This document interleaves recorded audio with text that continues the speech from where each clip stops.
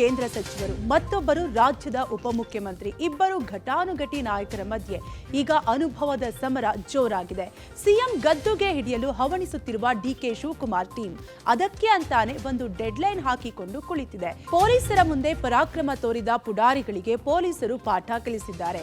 ಅತ್ತ ದಳಪತಿ ವಿಜಯ್ಗೆ ಬೆಳಗ್ಗೆ good news ಕೊಟ್ಟಿದ್ದ ಹೈಕೋರ್ಟ್ ಸಂಜೆ ಮತ್ತೆ ಶಾಕ್ ಕೊಟ್ಟಿದೆ. ಇದೆಲ್ಲದರ ಮಾಹಿತಿ ಕರ್ನಾಟಕ ಟಾಪ್ 20ಯಲ್ಲಿ.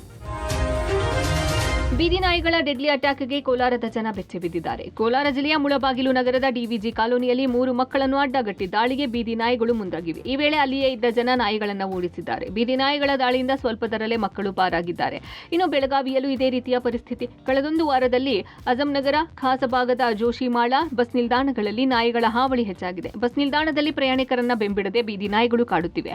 ಬಸ್ ಸ್ಟ್ಯಾಂಡ್ನಲ್ಲೂ ಪ್ರಯಾಣಿಕನ ಮೇಲೆ ಬೀದಿ ನಾಯಿಗಳು ಅಟ್ಯಾಕ್ ಮಾಡಿದ ಭಯಾನಕ ದೃಶ್ಯ ಸಿಸಿ ಕ್ಯಾಮೆರಾದಲ್ಲಿ ಸೆರೆಯಾಗಿದೆ. ಮತ್ತೊಂದೆಡೆ ಜೋಶಿಮಾಳ ಪ್ರದೇಶದಲ್ಲಿ ಶಾಲಾ ಬಾಲಕಿಯ ಮೇಲೆ ದಾಳಿ ನಡೆಸಿದೆ. ವಾಲ್ಮೀಕಿ ಬಹುಕೋಟಿ ಹಗರಣದಲ್ಲಿ ಈಗಾಗಲೇ ಒಂದು ಬಾರಿ ಜೈಲು ಕಂಡು ಬಂದಿರುವ ಮಾಜಿ ಸಚಿವ ಬಿ ನಾಗೇಂದ್ರ ಅವರಿಗೆ ಹೊಸ ಟೆನ್ಷನ್ ಶುರುವಾಗಿದೆ. ನಿನ್ನೆ ಸಂಜೆ ಸಿಬಿಐ ಅಧಿಕಾರಿಗಳು ನೋಟಿಸ್ ಅನ್ನು ಜಾರಿಗೊಳಿಸಿದ್ದು ವಿಚಾರಣೆಗೆ ಹಾಜರಾಗುವಂತೆ ತಿಳಿಸಿದ್ದಾರೆ.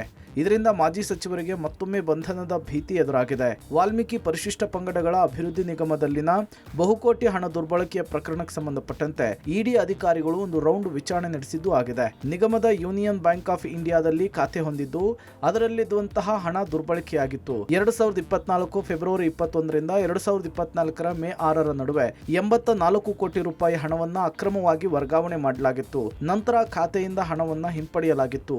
ಈ ಹಣವನ್ನ ಬಳ್ಳಾರಿಯ ಲೋಕಸಭಾ ಚುನಾವಣೆಗೆ ಬಳಸಲಾಗಿತ್ತು ಅಂತ ಇಡಿ ಹೇಳಿತ್ತು. ಈಗ ಅದೇ ಕೇಸ್ನಲ್ಲಿ ಮಾಜಿ ಸಚಿವರ ವಿಚಾರಣೆಗಾಗಿ ಸಿಬಿಐ ಅಧಿಕಾರಿಗಳು ಅಖಾಡಕ್ಕಿಳಿದಿದ್ದಾರೆ. ಡಿಸಿಎಂ ಡಿಕೆ ಶಿವಕುಮಾರ್ ಹಾಗೂ ಕೇಂದ್ರ ಸಚಿವ ಕುಮಾರಸ್ವಾಮಿ ವಾಕ್ಸಮರ ಮುಂದುವರೆದಿದೆ.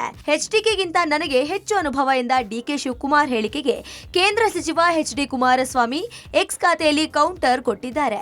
ಡಿಸಿಎಂ ಅವರೇ, ನಮ್ಮ ವಿಲೀನದ ಚಿಂತೆ ಪಕ್ಕಕ್ಕೆ ಇಡಿ. ನನ್ನ ಮತ್ತು ನಿಮ್ಮ ಆಡಳಿತಾನುಭವದ ಬಗ್ಗೆ ಮಾತನಾಡೋಣ. ನಾನು 2 ಸಣ್ಣ ಅವಧಿಗೆ ಮುಖ್ಯಮಂತ್ರಿ, ಅಲ್ಪಾವಧಿಗೆ ಪ್ರತಿಪಕ್ಷ ನಾಯಕ, ಈಗ ಕೇಂದ್ರ ಮಂತ್ರಿ. ನೀವು ಸುದೀರ್ಘ ಅವಧಿಗೆ ಶಾಸಕ, ಅನೇಕ ಬಾರಿ ಮಂತ್ರಿ, ಈಗ ಮಂತ್ರಿ ಅಲಿಯಾಸ್ ಉಪಮುಖ್ಯಮಂತ್ರಿ. ನಮ್ಮಿಬ್ಬರದ ಆಡಳಿತಾನುಭವದ ಬಗ್ಗೆ ನೀವು ಹೇಳೋದಿಲ್ಲ, ಜನರನ್ನೇ ಕೇಳಬೇಕು. ತಾವು ಡಿಸಿಎಂ ಆಗಿರಬಹುದು, ಆದ್ರೆ ಮಂತ್ರಿ ಪದವಿಗೆ ಇರುವಷ್ಟೇ ಶಿಷ್ಟಾಚಾರ, ಅಧಿಕಾರ ವ್ಯಾಪ್ತಿ ಆ ಹುದ್ದೆಗಿದೆ ಎನ್ನುವುದು ಗೊತ್ತಿಲ್ವೇ? ಅದಕ್ಕೇನು ಎಕ್ಸ್ಟ್ರಾ ಕೊಂಬು ಕೋಡು ಇರಲ್ಲ. ಇರಲಿ ಎಂದು ತಾವು ಸಿಕ್ಕಿಸಿಕೊಳ್ಳೋದಕ್ಕೂ ಬರಲ್ಲ. ನಿಮ್ಮ ಎಕ್ಸ್ಪೀರಿಯನ್ಸ್ಗೆ ಈ ಸಣ್ಣ ವಿಷಯವು ತಟ್ಟಲಿಲ್ವೇ ಮಿಸ್ಟರ್ ಡಿಕೆಶಿ ಅವರೇ ಎಂದು ಪೋಸ್ಟ್ ಮಾಡಿದ್ದಾರೆ. ಈ ಪೋಸ್ಟ್ಗೆ ಡಿಕೆಶಿ ತಿರುಗೇಟು ನೀಡಿದ್ದು, ಆಯ್ತಪ್ಪ, ಅವರ ಎಂಎಲ್ಎಗಳು ಇದಾರಲ್ವಾ, ಅಸೆಂಬ್ಲಿಯಲ್ಲಿ ಕರಿತೇವೆ, ಅಲ್ಲಿ ಚರ್ಚೆ ಮಾಡೋಕೆ ಹೇಳಿ ಎಂದು ಟಾಂಗ್ ಕೊಟ್ಟಿದ್ದಾರೆ. ಕುಮಾರಸ್ವಾಮಿ ಅವರು ನಿಮ್ಮ ಅಂದ್ರೆ ಪಕ್ಷದ ಏನೆಲ್ಲ ಮಾಡಿದ್ರಿ, ನಮಗೆ ಅಧಿಕಾರ ಇಲ್ಬೇಕಾದ್ರೆ ಏನೆಲ್ಲ ಮಾಡಿದ್ದಾರೆ, ನಿಮ್ಗೆ ಸಿಕ್ಕಿರೋಂಥ ಅಧಿಕಾರ ನಮಗೆ ಸಿಕ್ಕಿಲ್ಲ ಅಂತ ಕುಮಾರಸ್ವಾಮಿ ಅವರು ಟ್ವೀಟ್ ಮಾಡಿದ್ದಾರೆ. ಬಹಳ ಸಂತೋಷ, ಖುಷಿ ಪಡ್ಲಿ, ಸಂತೋಷವಾಗಿರ್ಲಿ. ಆಯ್ತಪ್ಪ, ಅವ್ರ MLAಗಳು ಇದಾರಲ್ಲ, ಅವ್ರ MLA ಇದು ಅಸೆಂಬ್ಲಿಲಿ ಕರಿತೀವಿ, ಹೊಸ ಅಸೆಂಬ್ಲಿಲೋ ಎಲ್ಲರೂ ಅದನ್ನು ಚರ್ಚೆ ಮಾಡಕ್ಕೆ ಕೇಳಕ್ಕೆ.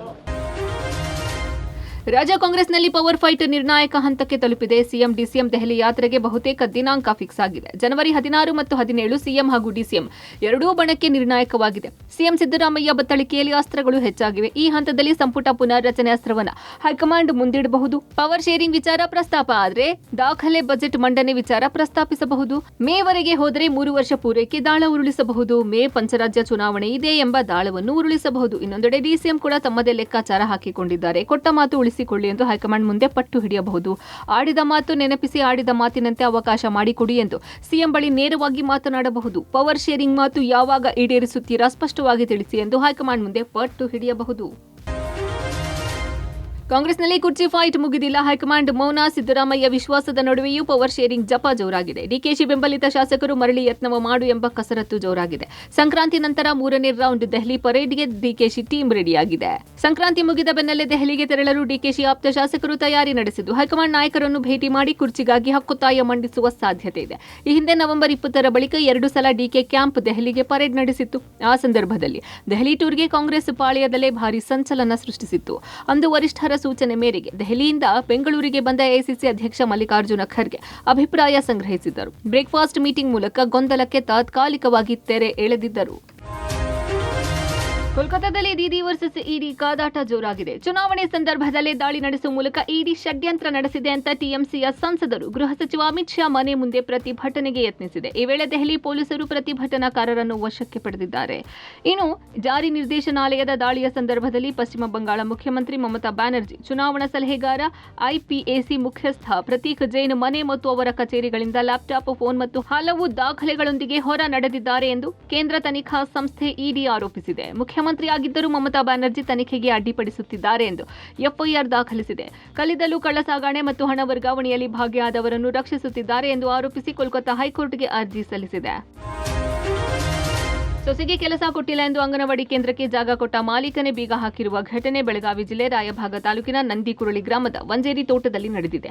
ಕಳೆದ 5 ದಿನಗಳಿಂದ ಅಂಗನವಾಡಿಗೆ ಬೀಗ ಹಾಕಿದ್ರು ಅಧಿಕಾರಿಗಳು ಇಲ್ಲಿ ತಲೆ ಕೆಡಿಸಿಕೊಳ್ತಾ ಇಲ್ಲ. ಅಂಗನವಾಡಿ ಕಟ್ಟಡಕ್ಕೆ ಜಾಗ ಕೊಟ್ಟಿದ್ದ ಬಾಬುರಾವ ವಂಜೇರಿ ಕುಟುಂಬದಲ್ಲಿ ಒಬ್ಬರಿಗೆ ನೌಕರಿ ಕೊಡ್ತೀನಿ ಅಂತ ಭರವಸೆ ನೀಡಿದ್ರಂತೆ. ಆದರೆ ಈಗ ನಮ್ಮ ಸೊಸೆಯನ್ನು ಹೆಲ್ಪರ್ ಆಗಿ ತೆಗೆದುಕೊಳ್ಳಿ ಅಂದ್ರೆ ತೆಗೆದುಕೊಳ್ತಾ ಇಲ್ಲ. ಹಾಗಾಗಿ ಅಂಗನವಾಡಿ ಕೇಂದ್ರಕ್ಕೆ ಬೀಗ ಹಾಕಿರುವುದಾಗಿ ಬಾಬುರಾವ್ ವಂಜೇರಿ ಹೇಳಿದ್ದಾರೆ. ಅಂಗನವಾಡಿ ಕೇಂದ್ರಕ್ಕೆ ಬೀಗ ಹಾಕಿದ ಹಿನ್ನೆಲೆ ಮಕ್ಕಳು ಬಯಲಿನಲ್ಲೇ ಪಾಠ ಕೇಳುವ ದುಸ್ಥಿತಿ ಎದುರಾಗಿದೆ. ಇನ್ನೊಂದೆಡೆ ಅಂಗನವಾಡಿ ಶಿಕ್ಷಕಿ ಮನೆಯಿಂದ ಆಹಾರ ತಯಾರಿಸಿ ತಂದು ಮಕ್ಕಳಿಗೆ ಊಟ ನೀಡುತ್ತಿದ್ದಾರೆ. ಈ ಬಗ್ಗೆ ಮೇಲಾಧಿಕಾರಿ ಸಿಡಿಪಿಒ ಗಮನಕ್ಕೆ ತಂದರೂ ಯಾವುದೇ ಕ್ರಮಕ್ಕೆ ಮುಂದಾಗಿಲ್ಲ ಅಂತ ಆರೋಪಿಸಿದ್ದಾರೆ. ಪೊಲೀಸರ ಮುಂದೆ ಪರಾಕ್ರಮ ತೋರಿದ ಕಿಡಿಗೇಡಿಗಳ ಕೈಗೆ ಕೊನೆಗೂ ಮೈಸೂರು ಪೊಲೀಸರು ಕೋಳ ತೊಡಿಸಿದ್ದಾರೆ. ನಗರದ ಬನ್ನಿ ಮಂಟಪದ ಬಳಿ ಪೊಲೀಸರ ಮುಂದೆ ವೀಲಿಂಗ್ ಮಾಡಿದ ಪುಂಡರನ್ನ ಪೊಲೀಸರು ಬಂಧಿಸಿದ್ದಾರೆ. ಮೈಸೂರು ಎನ್ಆರ್ ಪೊಲೀಸರು ಕಾರ್ಯಾಚರಣೆ ನಡೆಸಿದ್ದು, ಕೆಲ ದಿನಗಳ ಹಿಂದೆ ಬನ್ನಿ ಮಂಟಪ ಬಳಿ ಪುಂಡರು ವೀಲಿಂಗ್ ಮಾಡಿದ್ರು. ಅಲ್ಲದೆ ಈ ವಿಡಿಯೋಗಳನ್ನ ಸಾಮಾಜಿಕ ಜಾಲತಾಣದಲ್ಲಿ ವಿಡಿಯೋ ಅಪ್ಲೋಡ್ ಮಾಡಿದ್ರು. ಅಂದು ಪೊಲೀಸರ ಮುಂದೆ ಪೌರುಷ ಪ್ರದರ್ಶಿಸಿದ್ದ ಪುಂಡರ ಪರವಾಗಿ ಇಂದು ಅವರ ಪೋಷಕರು ಕ್ಷಮೆಯಾಚಿಸಿದ್ದಾರೆ. ತಮಿಳುನಾಡಿನಲ್ಲಿ ನಟ ವಿಜಯ್ ವರ್ಸಸ್ ಸೆನ್ಸಾರ್ ಮಂಡಳಿ ಫೈಟ್ ಮುಂದುವರೆದಿದೆ. ದಳಪತಿ ವಿಜಯ್ಗೆ ಬೆಳಗ್ಗೆ ಗುಡ್ ನ್ಯೂಸ್ ಕೊಟ್ಟಿದ್ದ ಕೋರ್ಟ್ ಮತ್ತೆ ಸಂಜೆ ಹೊತ್ತಿಗೆ ಶಾಕ್ ಕೊಟ್ಟಿದೆ. ವಿಜಯ್ ಅಭಿನಯದ ಜನನಾಯಕನ್ ಚಿತ್ರ ರಿಲೀಸ್ಗೆ ಅನುಮತಿ ನೀಡಿದ್ದ ಏಕಸದಸ್ಯ ಪೀಠದ ಆದೇಶಕ್ಕೆ ತಡೆ ನೀಡಿದ್ದು, ಮುಂದಿನ ವಿಚಾರಣೆಯನ್ನ ಜನವರಿ 21ಕ್ಕೆ ಮುಂದೂಡಲಾಗಿದೆ. ಇದಕ್ಕೂ ಮೊದಲು ಯುಐ ಸರ್ಟಿಫಿಕೇಟ್ ನೀಡಿರುವ ಕೋರ್ಟ್ ಸಿನಿಮಾ ಬಿಡುಗಡೆಗೆ ಗ್ರೀನ್ ಸಿಗ್ನಲ್ ಕೊಟ್ಟಿತ್ತು. ಈ ಸಂಬಂಧ ಸಿಬಿಎಫ್ಸಿಗೆ ಕೋರ್ಟ್ ಸೂಚನೆ ಕೊಟ್ಟಿತ್ತು.